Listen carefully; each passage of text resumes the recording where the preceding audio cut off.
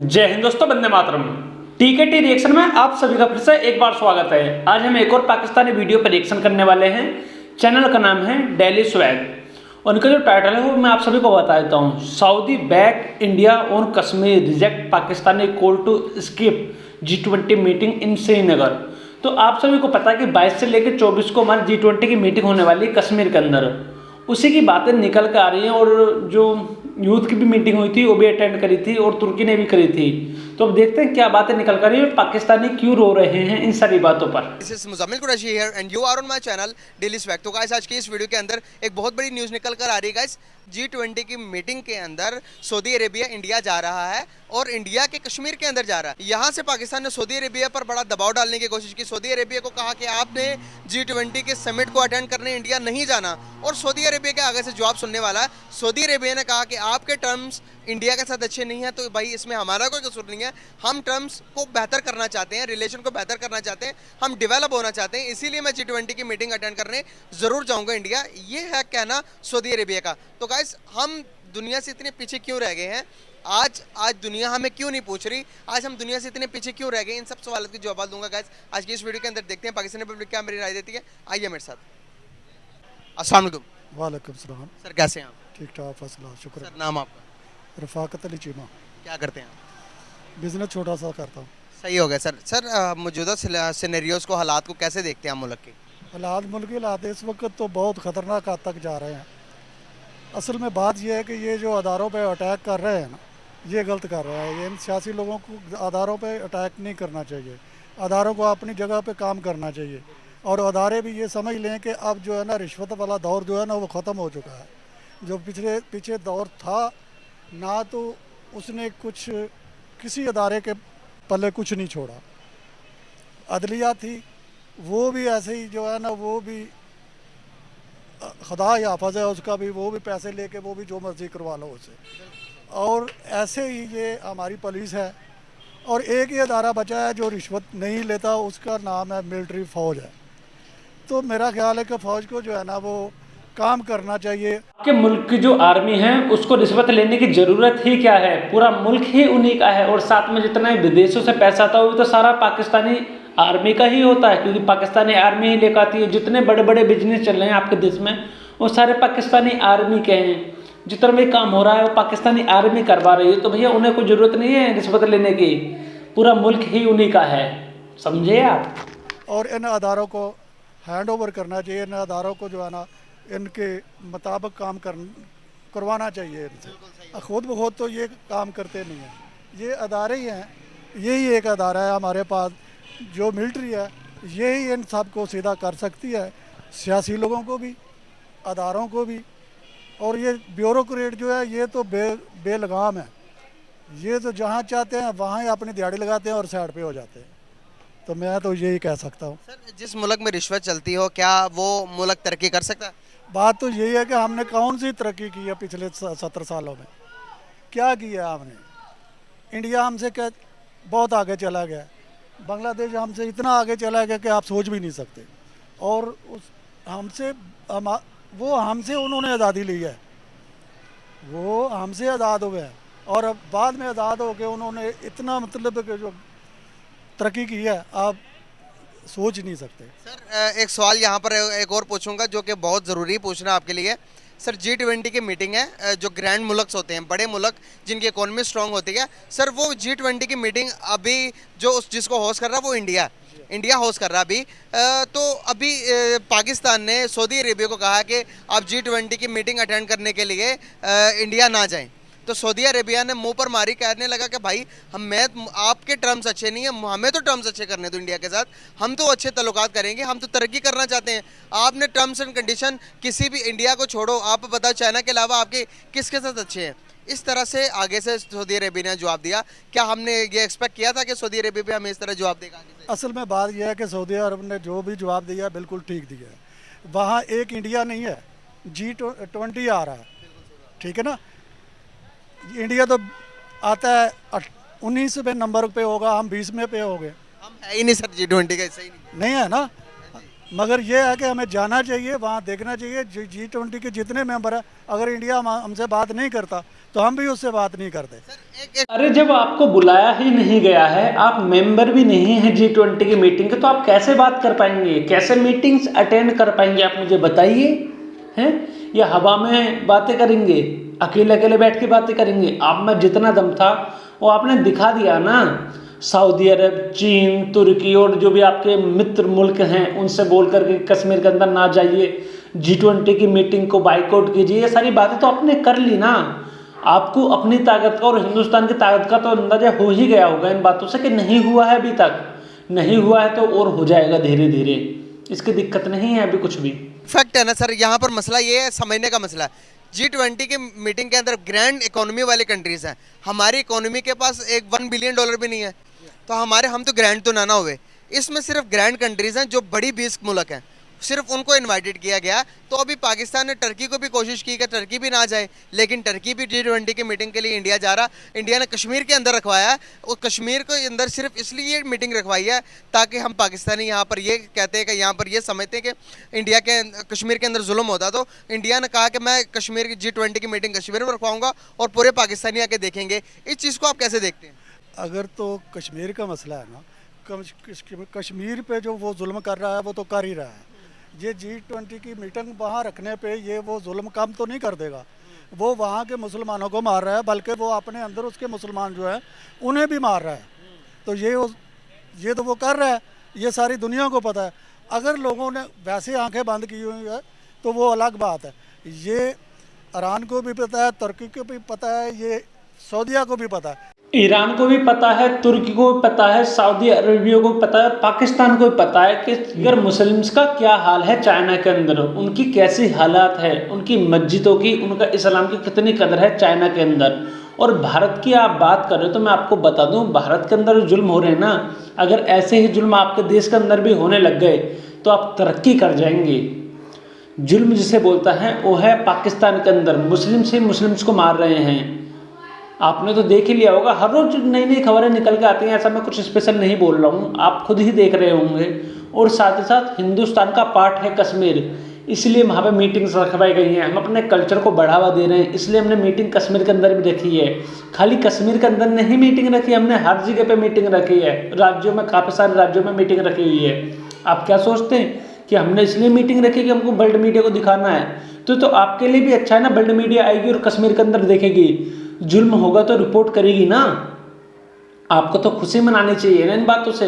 आप परेशान हो रहे हैं, आप जल रहे हैं, क्योंकि आपको हकीकत पता है कि भारत के अंदर ऐसा कुछ नहीं होता है। सबको पता है कि वो मार रहा है। एक सवाल यहाँ पर ये एक और मैं आपसे सवाल पूछूंगा कि आपको पता है कि हिस्ट्री के अंदर जो पूरी दुनिया के आप निकालेंगे, ट्रैवल्स के अंदर पिछले साल के निकालेंगे, ट्रैवल हिस्ट्री के अंदर सबसे ज़्यादा टूरिस्ट जो है कश्मीर के अंदर गए हैं, श्रीनगर के अंदर, इंडिया के कश्मीर के अंदर। मुझे बताइएगा कि एक फैक्ट है, एक इंसानी दिमाग के अंदर ये सवाल आ ही जाता है जब लोग कहें कि जुल्म बहुत ज़्यादा हो रहा, वहाँ पर लोगों को मारा जा रहा, नमाज नहीं पढ़ने दी जा रही, तो एक इलाके में जुल्म भी हो रहा, हम कहते हैं कि वहाँ पर लोगों को भी मारा जा रहा, और वहाँ पर हम ये भी कहते हैं कि टूरिस्ट जो है वो रिकॉर्ड तोड़कर कश्मीर के अंदर जा रहे हैं। सर ये बात कहीं समझ आती है आपको? और G20 की मीटिंग भी वहाँ पर रखवाई जा रही है, इस चीज़ का आंसर दे दें। असल में बात यह है कि जहाँ तक तल्लक है टूरिस्ट का तल्लक है ना, टूरिस्ट पाकिस्तान से तो नहीं जा रहे, मुसलमान तो नहीं जा रहे, वो तो और मज़ाहब के लोग जा रहे हैं वहाँ। मुसलमान भी जा रहे हैं? मुसलमान बहुत कम है, ना होने के बराबर जा रहे हैं। जी हाँ, इतना मैंने रिसर्च की हुई है, इतनी अवेयरनेस हम भी रखते हैं, आपने तो रिसर्च की हुई है, हमें भी पता है वहाँ के जो मुसलमान हैं। ये चाचा जहालत सोच के मालिक हैं। मुसलमान नहीं जा रहे, इससे क्या मतलब है? पूरी दुनिया से लोग आ रहे हैं, समझ में आए चाचा आपको बात? पूरी दुनिया से लोग आ रहे हैं भारत के अंदर, कश्मीर के अंदर, समझ में आए आपको बात? तो मुस्लिम्स वाला ये कहाँ से क्राइटेरिया लेके आते हो आप? मुस्लिम्स के ही पीछे क्यों पड़े रहते हो? आपका पर्सनल धर्म है, आप उसको यूज़ कीजिए, लेकिन आप दूसरे के ऊपर क्यों बातों को ले जाते हो कि मुस्लिम्स नहीं आ रहे होंगे? और अभी इन्होंने बोला मुजम्मिल भाई ने कि आ रहे हैं तो कम आ रहे होंगे, या हमारी कंट्री से नहीं जा रहे हैं। तो तुम बावले हो क्या, पागल हो क्या तुम लोग? पूरी दुनिया के लोग आ रहे हैं तो उनको जुल्म नहीं दिख रहा, बस पाकिस्तान एक इकलौता ऐसा देश है जिसको जुल्म दिखता है ना? यही बात है सच्ची। आप प्रोपोगेंडा फैलाने का काम करते हो खाली, आप कुएं के मेंढक हो। आप अपनी आंख बंद कर लोगे तो उससे कोई सच्चाई छुप नहीं जाएगी, समझे आप? वहाँ के जो मुसलमान हैं वो तो मर रहे हैं, वो तो रोज़ाना आपको याद करते हैं कि आओ हमें हमारी मदद करो। सर हम मान लिया कि इंडिया के अंदर बड़ा जुल्म है, कश्मीर के अंदर बड़ा जुल्म है, सर वो तो नॉन मुस्लिम, हम कहते हैं कि नॉन मुस्लिम बड़ा जुल्म कर रहे हैं, तो यहाँ पर शेलिंग हो रही है रोडों के ऊपर, पुलिस और अवाम के दरमियान मुकाबले हो रहे हैं, इस जुल्म को आप कैसे देखते हैं? इसका जवाब मैंने आपको पहले दे दिया है। ये एक ही अदारा है हमारे पास मिलिट्री, जो इन लोगों को कंट्रोल कर सकता है, वो ही करेगा तो फिर ही होगा। जब तक इन लोगों को सज़ाएं नहीं मिलेंगी, रिश्वतखोरों को सज़ाएं नहीं मिलेंगी, करप्शन करने वालों को सज़ाएं नहीं मिलेंगी। हमारे पास चाइना है, उसने 300 आदमी जो है, जो अपना वज़ीर जो है वो सज़ाए मौत कर दिया है रिश्वत पे ही। तो यार क्या हम जो है, हम एक छोटा सा आदमी जो है वो भी शाम को सोचता है कि मैं कम से कम रात को जो है ना जेबे भर के घर को जाऊँ। मेहनत वो उसने नहीं करनी, तो ये मेहनत करें ना ये लोग। सर यहाँ पर एक और सवाल जो कि पब्लिक ने मुझे कहा पूछने के, आखिरी सवाल, उसके बाद आपको इजाज़त है। सर हम जब कोई नॉन मुस्लिम अगर मुसलमानों पर खरोच भी पहुँचा देता है तो हम सारे मिल के धरने देने शुरू हो जाते हैं, रोडों पर निकलते हैं, हम कहते हैं कि भाई तबाह कर देंगे, बर्बाद कर देंगे, ना हम रहेंगे ना वो रहेंगे। सर नॉन मुस्लिम के लिए, नॉन मुस्लिम करे तो हम ये सब कुछ करते हैं, लेकिन मुसलमान मुसलमान के साथ बड़ा जुल्म कर रहा, मुसलमान मुसलमान पर तशद्दुद कर रहा, फिर हम इस चीज़ को कैसे देखें, इस चीज़ का इंसाफ कैसे पहुँचाएं? बात यह है कि मुसलमान पे जो तशद्दुद कर रहा है ना, ये बिल्कुल गलत है, इस नहीं होना चाहिए। यही तो मैं बात कह रहा हूँ कि इसे रुकना चाहिए, इसे रुकना चाहिए, ये गलत बात है। कोई मैसेज देना चाहेंगे? मैं मैसेज यही दूंगा अपने मुसलमान भाइयों को कि आप भाई भाई हैं, आपस में मिलजुल कर रहें। अगर आपके पास वसाइल कम है तो कोई बात नहीं है, ये ज़्यादा भी आ सकते हैं, तो मेहरबानी करके आपस में मिलजुल के रहें। बहुत शुक्रिया सर, बहुत अच्छा लगा बात करके, थैंक यू सो मच जी। इस पूरी दुनिया के अंदर इस सब में सबसे ज़्यादा युद्ध कहाँ हो रहे हैं? मुस्लिम्स कंट्रियों के आसपास लड़ कौन रहे हैं? ज़्यादातर मुस्लिम्स। सिखों के कोई लड़ाई नहीं होती, हिंदूज़ के जो एक दो, देखिए हिंदुस्तान है और भूटान है, नेपाल है, इनकी कभी लड़ाई नहीं होती, इनमें भी तो हिंदू रहते हैं। लेकिन जहाँ पे मुस्लिम्स रहते हैं, और कितने भी जितने भी आसपास के देश हैं ना, उन सबको देख लीजिए, उन सब में कुछ ना कुछ लड़ाइयाँ चलती रहती हैं हर समय पर। गाजा पट्टी ले लीजिए, सऊदी अरब ले लीजिए, ईरान ले लीजिए, कोई भी कंट्री ले लीजिए मुस्लिम्स की, उन सब में युद्ध हो ही रहे हैं किसी न किसी बात को लेकर। तो आप समझिए आप कौन सी राह पर हैं और आप क्या बोल रहे हैं, इसको भी एक बार सोचिए जरूर। वालेकुम सलाम सर, कैसे हैं आप? अल्हम्दुलिल्लाह, अल्लाह पाक का खास करम है। नाम आपका सर? अहमद हुसैन। सर करते क्या हैं? सर जॉब करता हूँ मैं। ज़बरदस्त हो गया सर। बेसिकली बात करने का आपसे पर्पज़ ये है, जो मौजूदा हालात है मुल्क के अंदर, इन हालात कैसे पैदा हुए और कैसे ठीक कर सकते हैं? सर देखिए, हालात जो पैदा हुए हर बंदा ही जानता है, जो मौजूदा हमारे हुक्मरान है उनके ये पैदा करता है हालात, वो ठीक भी उन्होंने ही करने हैं, या फिर अवाम बाहर निकलेगी तो जिस तरह वो अवाम के साथ कर रहे हैं, जो निकलता है पकड़ दकड़ झूठे केस, ये तो इस तरह तो फिर हालात ठीक नहीं होंगे, मज़ीद ख़राब होंगे, ठीक नहीं होंगे। सर क्या मौजूदा हुकूमत दूसरे मुल्कों के साथ ताल्लुकात बनाने में अच्छा साबित हुई या नहीं? नहीं सर, फ़िलहाल तो हमें नहीं लगता कि वो अच्छा साबित हुए हैं, सिवाय वो अपने शॉपिंग के दौरे करने के या अपनी एक आउटिंग के सिस्टम में कह लें कि वो दौरे करते हैं, विज़िट करते हैं बाहर के, इसके अलावा और कुछ नहीं है। सर सऊदीया जैसे कंट्री, सऊदीया जैसे मुल्क, जिसे वो सऊदीया जिसे पाकिस्तान को अपना राइट हैंड कहता होता था, लेकिन आज सऊदी अरेबिया भी हमसे जान छुड़वा रहा, हमसे दूर भाग रहा, हमारी बात कोई नहीं मान रहा, इस चीज़ को आप कैसे देखते हैं? बहुत सबको पता है ये करप्ट हुक्मरान है, करप्ट लोगों का टोला है। किस किस तरह की वो प्रूफ कर रहे हैं, गारंटी देने के लिए, या कोशिश कर रहे हैं कि उनसे हम कुछ देर के लिए कुछ अरब जो डॉलर्स हैं वो ले लें। सऊदीया भी नहीं दे रहा, उसको एतमाद होगा बंदा। आप, मैं आपको कुछ चीज़ देता हूँ, मुझे एतमाद ही नहीं है कि यार इसने बंदे ने वापस ही नहीं करनी, तो मैं आपको कैसे दे दूँगा? सिंपल सी बात है। अभी G20 के बारे में आपको थोड़ी बहुत इन्फॉर्मेशन होगी। G20 की मीटिंग इंडिया के अंदर हो रही है और इंडिया ने कश्मीर के अंदर रखवाई है। तो पाकिस्तान ने, अभी सऊदी अरेबिया भी उसका मेंबर है और तुर्की भी उसका मेंबर है। तुर्की पर पाकिस्तान ने बड़ी कोशिश की कि भाई आप ना जाओ, हमारा मौक़िफ़ कश्मीर के अंदर ख़राब हो जाएगा, अगर आप जाएंगे आप हमारी सपोर्ट करो, आप ना जाओ। तुर्की ने भी रिजेक्ट कर दिया। अभी आज की न्यूज़ है, आज की खबर है, सऊदी अरेबिया ने कहा कि आपके टर्म एंड कंडीशंस इंडिया के साथ अच्छे नहीं होंगे, हमें तो रहने दो भाई, हमने तो बिज़नेस करना। आप लोगों अगर इंडिया के साथ बिज़नेस करते, ट्रेड करते, तो आज आपकी इकॉनमी भी ठीक होती। क्या कहना चाहेंगे, सऊदी अरेबिया ने सही कहा, सही जवाब दिया हुकूमत को या मौजूदा हुकूमत को, या नहीं? बिल्कुल ठीक है, मैं इसके साथ 100% एग्री करता हूँ। हमारे हुक्मरानों को सिर्फ अपने ज़ाती मफाद अजीज़ हैं। बिज़नेस सिस्टम में आप अपने ये बॉर्डर्स को खोल दें, मेरे ख्याल से हमें किसी और के साथ बिज़नेस करने की ज़रूरत नहीं है। जितनी बड़ी मार्केट इंडिया है, जो हम लोग मार्केट्स में बैठ के, मैं भी शालमी के दुकानदार के पास ही काम करता हूँ, तो जो लोग हम सुनते हैं ना वहाँ पर बैठ के, जितनी बड़ी मार्केट है इंडिया की, तो मेरा ख्याल है कि हमें किसी और दूसरी तरफ इंपोर्ट एक्सपोर्ट की ज़रूरत नहीं पड़ती। सर ये आपको नहीं लगता कि जुल्म नहीं है आवाम के ऊपर, जो मौजूदा सिनेरियोज़ के अंदर चीज़ें इतनी महंगी हो गई है और रोडों के ऊपर जब आवाम अपने हक के लिए निकलती है तो शेलिंग्स होती हैं, लोगों की जानें जाती हैं, लोगों के घर चले गए सर, रोटी की ना मिलने की वजह से, आटा ना मिलने की वजह से लोग भूखे मर गए सर। इंसाफ कैसे होगा? सर लोगों के घर चले गए, आप ये देखें कि लोग चले गए, लोगों पे शेलिंग हुई है, गोलियां चलाई गई हैं, लोग मर गए हैं, जवान बच्चे मर गए हैं लोगों के, लेकिन इन हुक्मरानों को अल्लाह माफ़ करे किसी किस्म का किसी का कोई ख्याल नहीं है। शहबाज शरीफ साहब ने पहले भी आए थे, उस वक्त ये वज़ीर आला थे, 2 रुपये की रोटी दी थी, तो इस वक्त ये 5 रुपये की रोटी नहीं दे सकते मौजूदा दौर में। अब वो पॉलिसीज़ ख़त्म हो गई हैं, सारा कुछ वैसे ही है यार, सब कुछ इनके पास है, इनके हाथ में है। जब राणा सनाउल्लाह जैसे लोग बिठा, देखिए इस टाइम पाकिस्तान के हाथ में कुछ नहीं है, उसका टूटना तय है। आज नहीं तो कल, नहीं तो परसों उसका टूटना तय है, क्योंकि उसकी जो आर्मी है, जो उसके जो राजनेता हैं, वो सब मिलकर ही दोबारा एक बार तोड़ेंगे। इमरान खान भी तो बोल रहा है ना, इमरान खान भी तो बोल रहा है, बांग्लादेश का भी तो एग्जाम्पल देता फिर रहा है। देखिए आगे होता है क्या। 5 रुपये की रोटी आप कहाँ से दे देंगे इस टाइम पे, जब आपका रुपया नहीं है।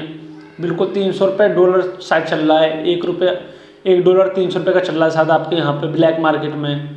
वो उसके बाद आपको खाने को नहीं है, तो रेट तो अपने आप बढ़ेंगे भाई। कौन गवर्नमेंट दे पाएगी और कितना दे पाएगी जब आपके पास पैसा ही नहीं है तो। और आने वाला टाइम तो आपके लिए और भी ज़्यादा ख़राब है, देखते रहिए भी आप लोग। आए होंगे हम लोगों पे, इंपोर्ट करके सागदार साहब बुलाए जाएंगे, तो फिर ऐसे हालात ही आएंगे ना।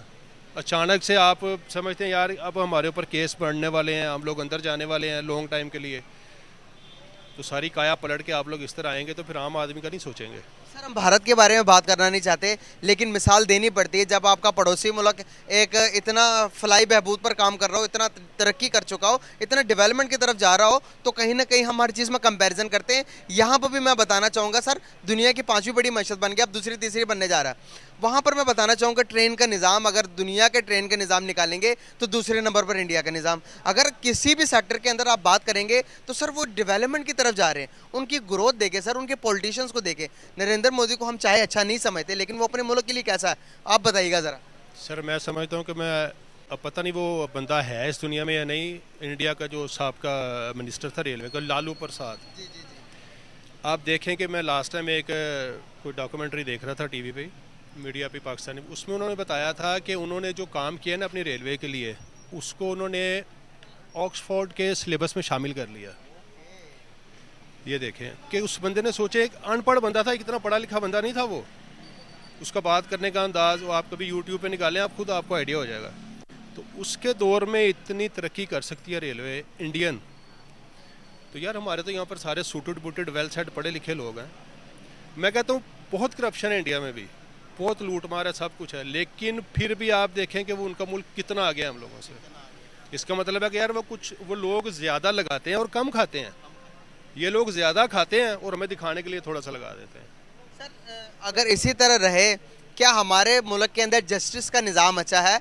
क्या जुडिशरी जो उनका काम है वो करती है? क्या जो बड़े बड़े इदाराज हैं उनके मुताबिक जो निज़ाम जिस तरह से चलता है, अगर वो प्रॉपर चलता है? मैं अक्सर आवाम से सवाल पूछता हूँ, वो कहते हैं कि जी सब कुछ अच्छा है, इंडिया से बहुत अच्छा है। सर जब हमारा निज़ाम सब कुछ अच्छा है तो फिर हम दिवालिया क्यों हो रहे हैं सर? सर आप फिर रोडों पे क्यों निकले हुए हैं? सर हम देखते हैं तो दुनिया के, अगर आप जुडिशरी का निज़ाम की बात करेंगे, फिर हम 155 नंबर पर क्यों हैं? सर ये सवालात पैदा होते हैं, आवाम को एजुकेट नहीं किया जाता, बताया नहीं जाता, क्या वजूहत है? सर पहले नंबर पर तो मैं आपको बता दूं कि इंसाफ का निज़ाम तो ना होने के बराबर है। अभी मैं कल एक दोस्त बहुत करीबी थे मेरे के सामने ही, इंसाफ के निज़ाम की बात तो मैं बता देता हूँ सर आपको। अभी जब इमरान खान 9 तारीख को जेल गया था, उसके बाद जब सुप्रीम कोर्ट के अंदर गया तो सुप्रीम कोर्ट के जज ने इतने फ्रेंडली तरीके से बात करी, और जाते और आते समय भी हालात पूछे, और जाते समय भी बोला गुड लक वगैरह, ऐसा कुछ बोला भी था। तो ये तो है आपका जस्टिस या कानून व्यवस्था या न्यायपालिका, जो कि पॉलिटिशियन को अपने सिर माथे पे रख रही है। हिंदुस्तानी वर्ल्ड में किसी भी कंट्री में ऐसा नहीं होता है। अगर हिंदुस्तान के पीएम भी अगर कोर्ट के अंदर जाएंगे ना तो उनको ऐसा ही व्यवहार दिया जाएगा।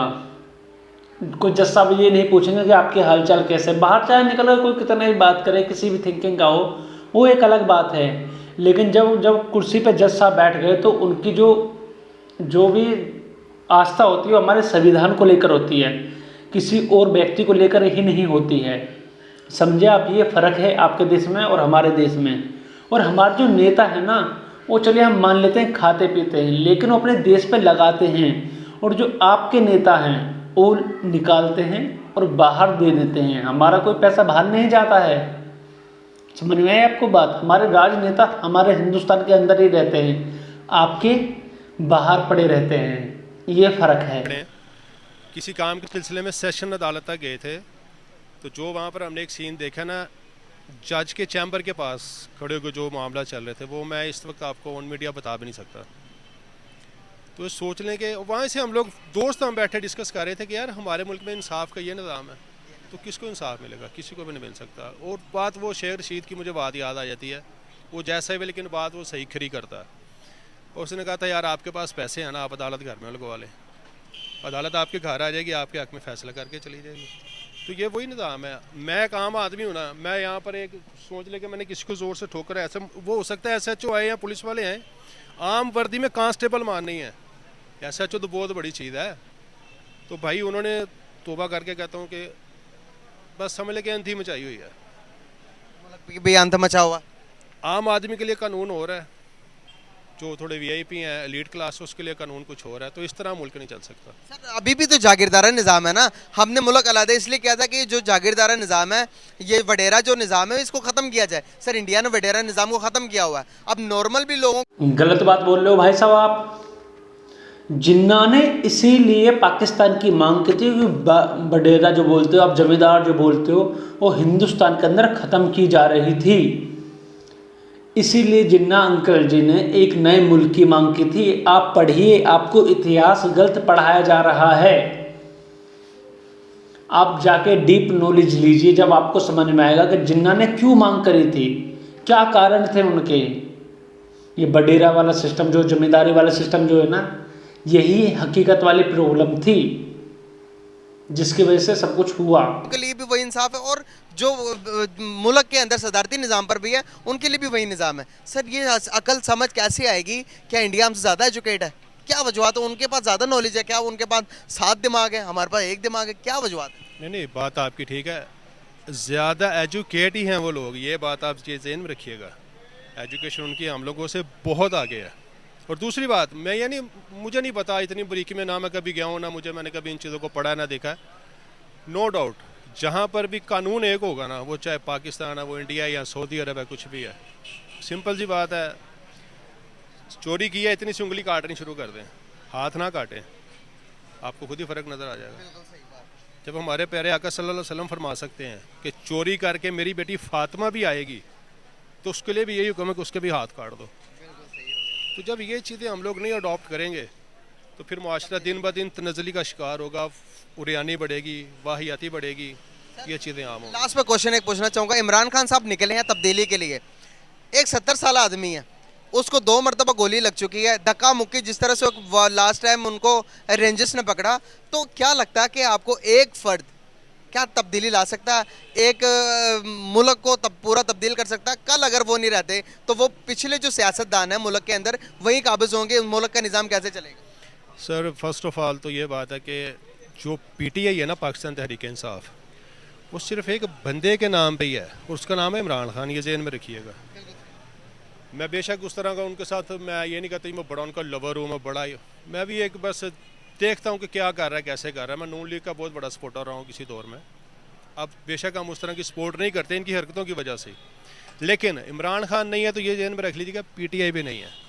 और दूसरी बात, अकेला इमरान खान तब्दीली नहीं ला सकता, अकेला आप भी नहीं ला सकते, ना शहबाज शरीफ ला सकता, ना मैं ला, कोई बंदा अकेला तब्दीली नहीं ला सकता।